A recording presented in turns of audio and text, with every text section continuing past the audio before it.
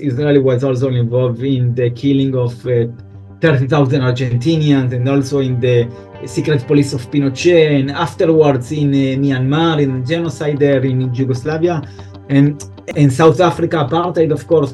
This is a modus operandi, and Israel never paid the price. It's not the first time that Israel and the US have been accused of contributing to genocide.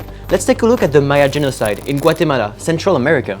There was an admiration for what the Israelis did vis-a-vis the Palestinians when the Guatemalans saw their indigenous people as the same kind of quote-unquote problem.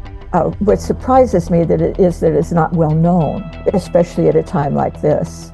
Between the 60s and the 90s, Washington and Tel Aviv provided weapons, training and intelligence to the military in Guatemala while it was exterminating thousands of Maya people, an indigenous group pre-existing European colonization. TRT World has interviewed 3 experts to uncover this hidden history, often called the Silent Holocaust. Israeli arms were used to suppress the indigenous dissent against the military rulers in Latin and Central America.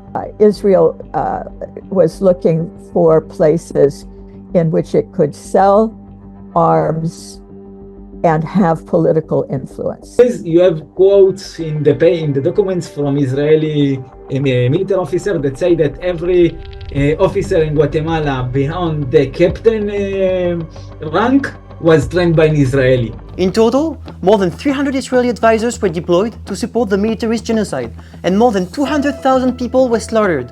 The great majority were Mayans. It was its own war machine. They had advisors, they had teachers at the telecommunications school that they built. One aspect that is less talked about is interrogations, these tortures that they learn from Israelis and also from the US. The Guatemalan government, which came to power after a coup led by the CIA, accused indigenous group of supporting an insurgency.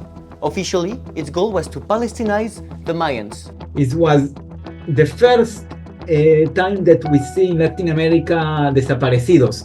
In the bloody history of Latin America, Guatemala is the worst case. Everything started there. Many classified documents in Israel are still censored. But experts say Israel wanted to get more support at the UN and develop its own arms industry. It was the Latin American votes that made it possible for Israel to be admitted by the UN. The records of the Guatemalan massacres and the records of the Gaza massacres, they read so similarly. They both aim to erase the group. Victims of the Maya genocide and their descendants are still demanding recognition and justice from both Israel and the US, except for Bill Clinton, who said in 1999 that US support to the genocide was wrong. None of the foreign actors have provided reparations or an official apology. Nobody pay a price. Nobody go to jail. The only price that I can say that Israel is paying is in the left people of Latin America that really dislike Israel. But experts say it's necessary to hold Israel and the US accountable to prevent other war crimes and genocides, including those committing in Gaza.